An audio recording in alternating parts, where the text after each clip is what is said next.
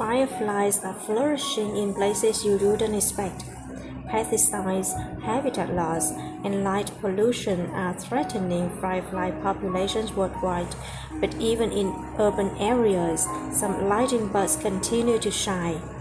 For many people across the United States, summer doesn't truly begin until the soft glow of electric yellow and green fireflies can be seen drifting through the night.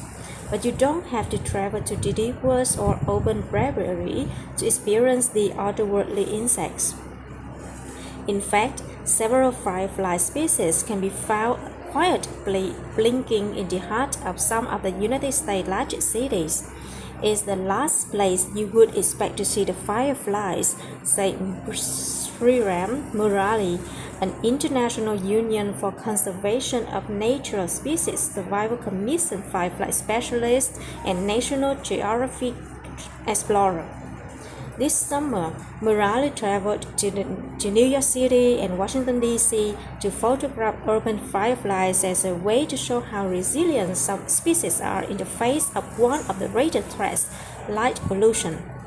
Where I live in a small town in India, people hardly think about the impacts of lightning because we can close our curtains and sleep peacefully at night, he says, but there's so much nocturnal wildlife, even in towns and cities, such as owls, frogs, and snakes that need darkness.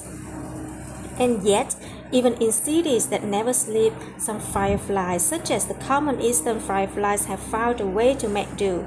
Murali even discovered a rare population of vulnerable dot firefly lighting up the night during a photo shoot of Roosevelt Island in Washington, D.C. To me, it's more philosophical and it's about how much change we've done to our environment, said Murali.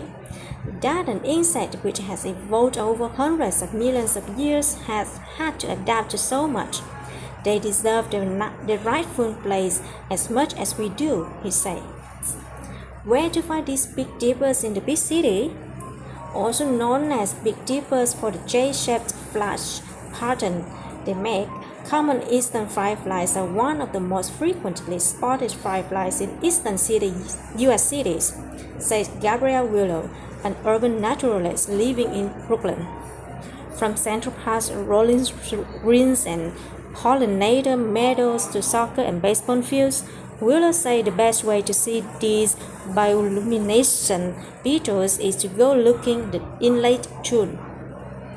It has to be warm enough, and they have to have enough time to metamorphose from the larval stage to the adult stage, which is when you start seeing them flying and flashing and looking for a mate, says Willow. They're pretty easy to find. Grassy areas are a particularly good place to look for fireflies.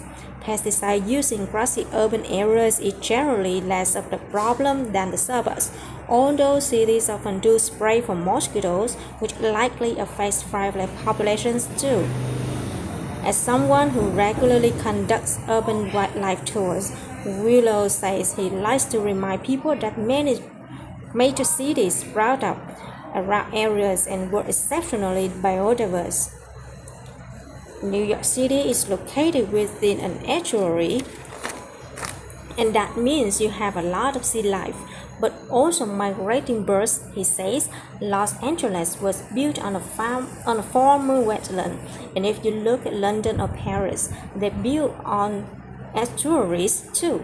Of course, the nation's capital is often derided as being a swamp, but its wetlands are home to an incredible diversity of wildlife, including fish, insects, and even newly arrived large predators such as coyotes. But to find fireflies in a city, experts say, it's also important to look for the dark corners where they have the best chance of surviving.